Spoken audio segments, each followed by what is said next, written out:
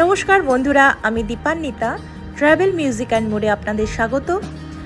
গত দুটো পর্বে কোচি আর মুন্নারের পর এবার থেকেরি পর্ব নিয়ে হাজির হয়ে গেছি আপনাদের সামনে। কোচিতে ব্যাকওয়াটার ফোর্ট দেখার পর মুন্নারে পাহাড় আর টি গার্ডেন ঘুরে এবার চলে এসেছি ফরেস্টে। পেরিয়ার ন্যাশনাল পার্ক আর এলিফ্যান্ট জাংশনে এলিফ্যান্ট সাফারি সঙ্গে ফরেস্টের ভেতরে রাত্রিবাসের অভিজ্ঞতা সব কিছুই আপনাদের সঙ্গে শেয়ার করব। সঙ্গে থাকুন, তাই ভিডিওটি প্রথম থেকে শেষ পর্যন্ত দেখার অনুরোধ জানাচ্ছি। চ্যানেলটিতে নতুন হলে চ্যানেলটিকে সাবস্ক্রাইব করে দেওয়ার অনুরোধ জানাচ্ছি এবং লাইক শেয়ার কমেন্ট করতে ভুলবেন না। মুন্নার টু থেকরি খুব সুন্দর, এটা একটা ড্রাইভ একদম হিলের ওপরে। আমরা চারিদিকে ফরেস্ট শুরু হয়ে গেছে, চারিদিকে ফুল গাছ, পাহাড়ের করে পাহাড়, তার সঙ্গে গাছ, ওয়েন্ডিং রোড আর মাঝে ব্রেক নিয়ে ইয়েলো কোকোনাট খাওয়ার। খুব সুন্দর এক্সপিরিয়েন্স। মাঝে মধ্যে ব্রেক না নিলে ভালো লাগে না, কারণ অনেকটাই জার্নি, রোজ রোজ জার্নি করতে হচ্ছে। তো জার্নির মাঝে ব্রেক নিয়ে কোকোনাট ওয়াটার, ওয়াশরুম এগুলো যাওয়ার জন্য দরকার। তবে থেকরির আপনাদের আরেকটা জিনিস দেখাচ্ছি, মুন্নার টু থেকরি রোডের দুধারে শুধু কার্ডামাম গাছ, এলাচ গাছে ভর্তি চারপাশে, এই সমস্ত এলাচ গাছ, যেদিকেই চোখ যাচ্ছে সেদিকেই এলাচ গাছ। এবং এখানকার এলাচের দানাগুলো বেশ বড় বড়। মুন্নারে একরকম সৌন্দর্য, থেকরিতে কিন্তু যাওয়ার পথে যে রোড ড্রাইভিংটা সেটা আরেক রকম। আমরা এসে গেছি থেকরিতে যাওয়ার পথে ইয়েলো নারকেল, সেটা নতুনত্ব এখানকার, খেয়ে দেখি কিরকম মিষ্টি। মুন্নার থেকে থেকরি কিন্তু সেম হাইটই, অনেকটা উঁচুতে। আমরা এখন পাহাড়ের একদম ওপরেই আছি, বেশ ঠান্ডা হাওয়া দিচ্ছে। রাস্তায় ডাব খেতে নেমেছি, এখানকার ইয়েলো ডাব, এটা স্পেশালিটি, এটা খেয়ে দেখি কিরকম। Welcome to Periyar tiger reserve. আমরা এখন ফরেস্ট রেঞ্জে ঢুকে গেছি। এখানে বলে রাখি, গভর্নমেন্টের 3 রকম রিসোর্ট রয়েছে, তার মধ্যে একটি পেরিয়ার হাউস, আর একটি লুলুং অরণ্য নিবাস, আর একটি যেটি লেকের ভেতর একদম, সেটি হচ্ছে লেক প্যালেস। তো যারা অ্যাডভেঞ্চার ভালোবাসেন তারা কিন্তু এই লেক প্যালেসে ওয়ান নাইট স্টে করতেই পারেন। তবে আমরা আছি আজকে পেরিয়ার হাউসে, আর সেই পেরিয়ার হাউসে যেতে যেতেই রাস্তার দুধারেই দেখুন সাম্বার, কতগুলো সাম্বার, এক পাল সাম্বার আমাদের দর্শন দিয়ে গেল।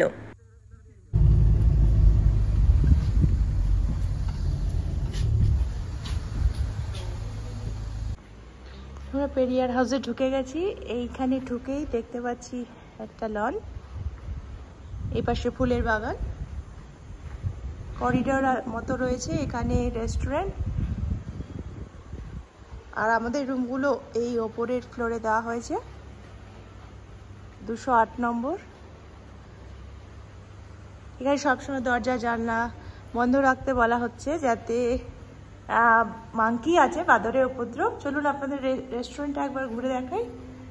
আমরা খাবার অর্ডার করেছি, রাইস, ডাল ফ্রাই, গার্লিক ফিশ। তো রেস্টুরেন্টটা বড় আছে, ওয়াশরুম।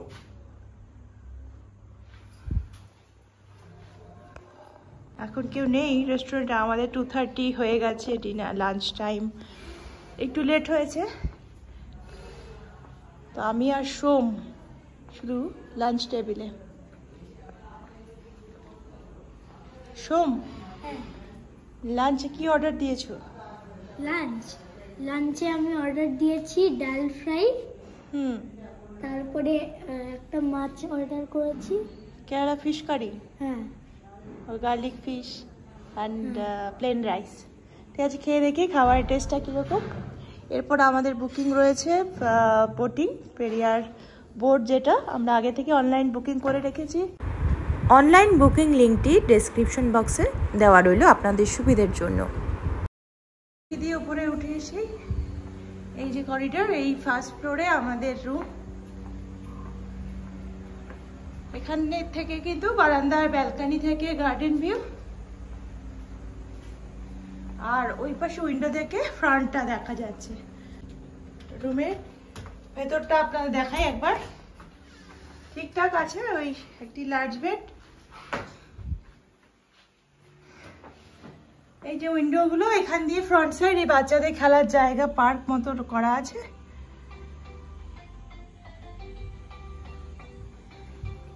আর টিভি আছে, এখানে একটি ওয়ার্ড্রোব, বাথরুম।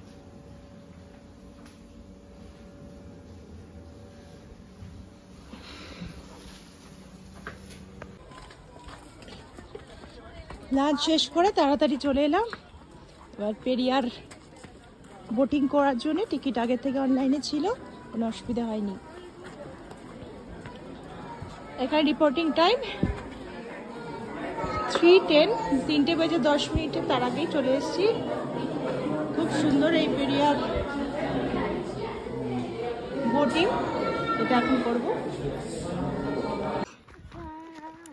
আমাদের অনলাইন টিকিট এখানে দেখানোর পর সিট নম্বর দেওয়া হলো। এই লাস্ট বোটটা আমাদের 16, 17, 18 সিট। এই পেরিয়ার লেক, পেরিয়ার নদী সবচেয়ে বড় কেরালায়, আর এই পেরিয়ার লেককে কেন্দ্র করে চারপাশে বার্ড ওয়াচিং, অ্যানিমালস দেখারও চান্সেস রয়েছে যদি লাক ভালো থাকে।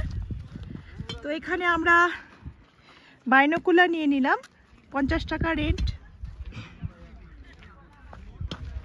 খুব সুন্দর লেকটা, চারপাশ দিয়ে ছড়িয়ে গেছে।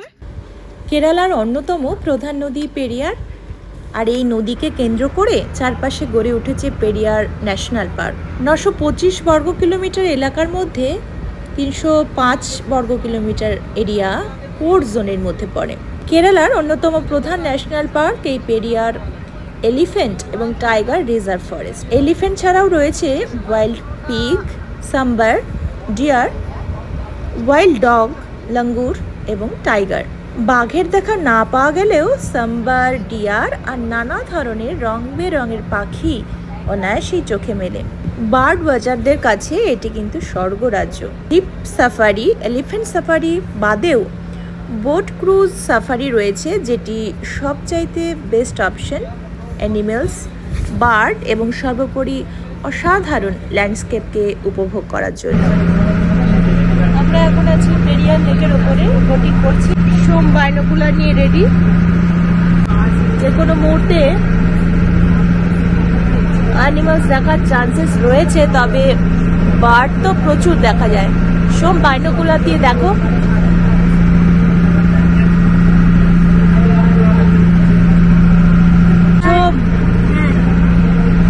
তুমি তো সাইডে বসে আছো, ভিডিও করতে হচ্ছে আমাকে, সাইডে বসে না। এই যে এখান দিয়ে কিন্তু প্রচুর বার্ড আছে। আমাদের 3:30 স্লট, 3:30 to 5:30 সেই স্লটটা নেওয়া হয়েছে। এটাই আজকের লাস্ট। আমরা 2টার সময় হোটেলে পৌঁছে লাঞ্চ করে সঙ্গে সঙ্গে চলে এসেছি। সোমবার দেখতে পাচ্ছি ব্ল্যাক, বাহ দারুণ লাগছে না? রোদ পড়ে আলো চকচক করছে একদম জল। সোমবার কিন্তু প্রচুর হয়েছে, আমরা 8টার সময় দেখতে পেলাম, আবার এখানেও দেখতে পাচ্ছি।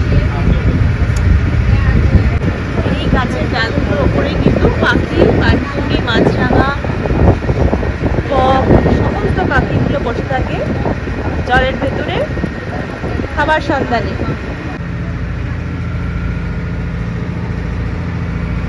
অসাধারণ লাগছে না? পূজা তুলো আকাশে মেঘটা, সম্ভব পরিষ্কার পেরিয়ার লেক, চারপাশে প্রচুর ডিয়ার, সাম্বার,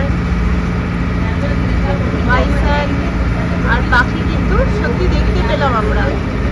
এমন নয় যে কিছু দেখা যায় না, খুব সুন্দর ল্যান্ডস্কেপ, পাহাড়, লেক, তার সঙ্গে উপত্যকা, মাঝে মাঝে গাছের গুড়িগুলি, গাছগুলো যেভাবে জলের মধ্যে দেখা যাচ্ছে তাতে কিন্তু অন্যরকম একটু শোভা তৈরি হয়েছে, সৌন্দর্যকে অনেক গুণে বাড়িয়ে দিয়েছে।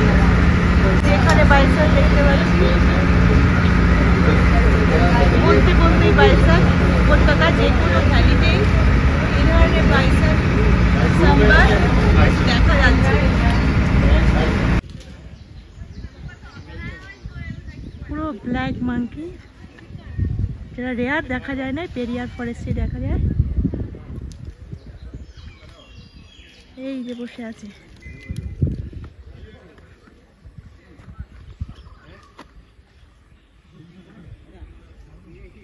কাল এতটা জার্নি করে রাতে খুব টায়ার্ড হয়ে ঘুমিয়ে পড়েছিলাম, তাই আপনাদের সঙ্গে সকালবেলায় একেবারে দেখা হচ্ছে। মর্নিং বন্ধুরা, আজকে আমাদের থেকেরিতে সেকেন্ড দিন, আমরা ব্রেকফাস্ট টেবিলে চলে এসেছি। আর কেরালিয়ান ফুড যেটা দেখানোর জন্য আপনাদের ভিডিওটা অন করেছি সেটা হচ্ছে দিস ইজ কল্ড ইডিয়াপ্পাম। ইডিয়াপ্পাম সঙ্গে কোকোনাট কারি। ইডিয়াপ্পামটা রাইস ফ্লোর দিয়ে বানানো হয়, মানে চালের গুঁড়ো দিয়ে, আর এটা হচ্ছে কোকোনাটের কারি, খুব ভালো খেতে। তার সঙ্গে তো রয়েছে জুস, পেঁপে, ব্রেড জ্যাম, বাটার। তো এই খাবারটা আজকে নতুন ট্রাই করছি, তো খেতে খুব ভালো শুনেছি। আর এখান থেকে আজকে থেকরি থেকে বেরিয়ে যাচ্ছি আলেপ্পির দিকে। তো আলেপ্পিতে এখানে এলিফ্যান্ট সাফারি হয়, তবে আমাদের করার ইচ্ছে নেই অতটা, দেখবো করা সম্ভব হলে তবে করব। আর এখন এখান থেকে ব্রেকফাস্ট করে আমরা বেরিয়ে যাচ্ছি আলেপ্পির দিকে। সোম খেয়েছো তুমি ইডিয়াপ্পাম? না না না, ব্রেড জ্যাম খাচ্ছ তো। তোমার কেমন লাগছে ইডিয়াপ্পাম খেতে? কেরালিয়ান ফুড ভালো। কিরকম টেস্ট? অনেকটা আমাদের রাইস নুডলসের মতো। অনেকটা কেন, রাইস নুডলসে হ্যাঁ হ্যাঁ নারকেল ছেটানো আছে দেখছি। হ্যাঁ, কোকোনাট দিয়ে বানায়। কারিটাও ভালো, ভাপা মতন, এরকম ভাপা পিঠে যেভাবে বানানো হয় সেইভাবেই রাইস নুডলস সঙ্গে কোকোনাট আর কোকোনাট কারি দিয়ে বানানো হয়।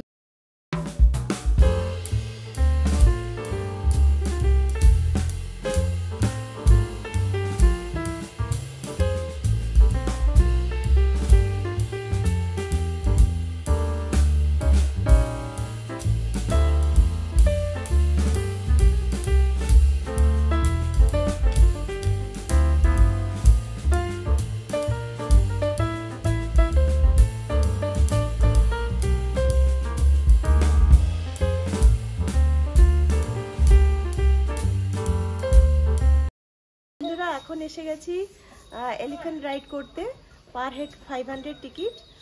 তো এই যে দেখুন এলিফ্যান্ট বাথিংও আছে, তবে সেটা নিচ্ছি না। এই যে আমাদের হাতি চলে এসেছে, কি সুন্দর খেতে খেতে আসছে। সালাম সালাম। দেখ ওরা কি ট্রেনিং, দেখ দাঁড়িয়ে এসে গেল, তুই চর্বির জন্য উঠে গেল। চলো, হ্যাঁ তুমি আগে, আমি পরে।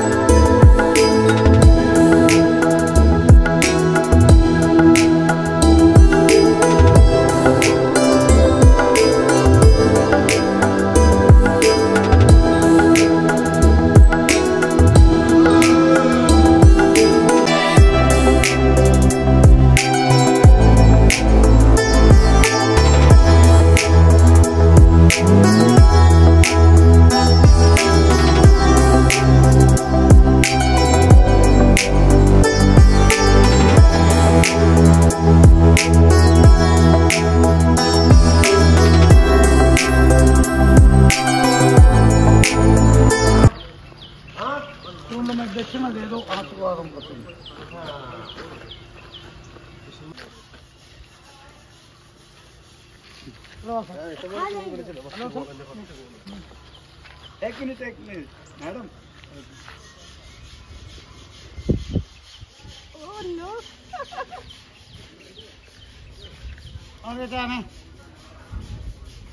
अरे বাহ, এখন হাতিকে কি সুন্দর স্নান করানো হচ্ছে। খুব ভালো টেক কেয়ার করা হয় এখানে। কি আরাম করে শুয়ে আছে। আর এলিফ্যান্ট বাথিও করানো হয়।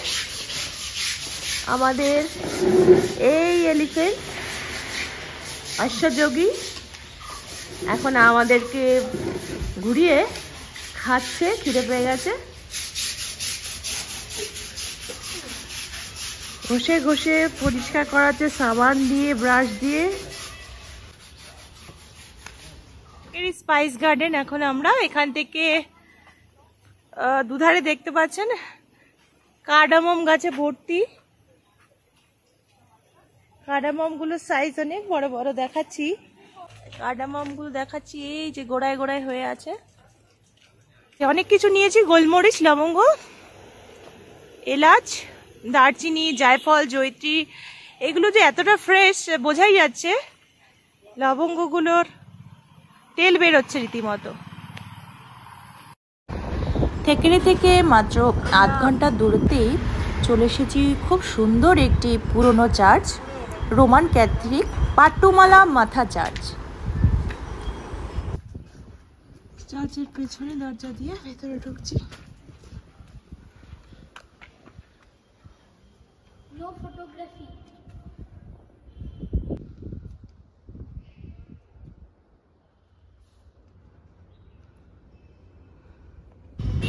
কিছু দূর যেতেই আবার চোখে পড়ল পাইনাপেল প্ল্যান্টেশন। আমরা জানি কেরালায় সবচেয়ে বেশি পাইনাপেল তৈরি হয়।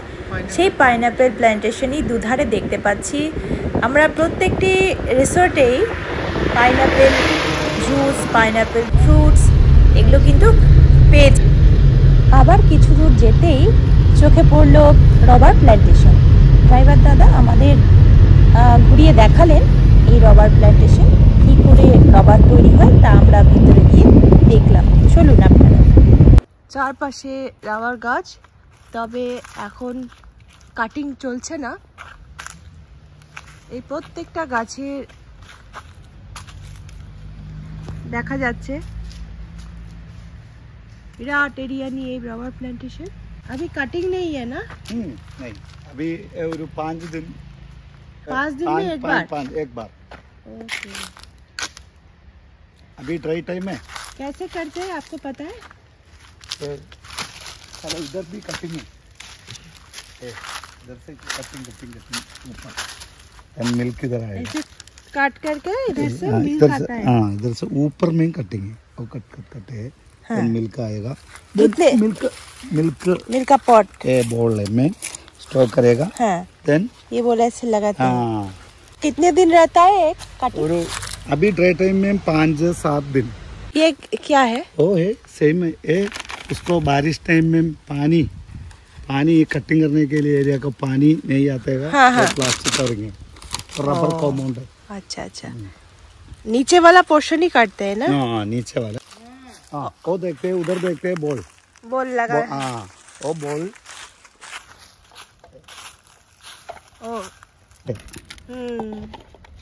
ऐसे लगाते हैं, हाँ, ऊपर से काट देते हैं। इधर भी एक मिल्क जैसा निकलता है। कौन सी टाइम में ज्यादा होते हैं? बारिश के टाइम? बारिश के टाइम में ज्यादा है। ज्यादा आते हैं ना? अभी ड्राई है। ड्राई बात है एकदम। रबर है। रबर निकल रहा है। राइट। मिल्क स्टॉकिंग एंड उधर प्रोसेसिंग है। বন্ধুরা, আজ তবে এটুকুই থাক। এরপর আলেপ্পি পর্ব নিয়ে আবার হাজির হয়ে যাব খুব শিগগিরই আপনাদের সামনে। আলেপ্পির নতুন এক্সপিরিয়েন্স, কেরালার হাউস বোটে থাকার এক্সপিরিয়েন্স সব কিছুই আপনাদের সঙ্গে শেয়ার করব। সবাই ভালো থাকবেন, সুস্থ থাকবেন, সঙ্গে থাকবেন। টাটা।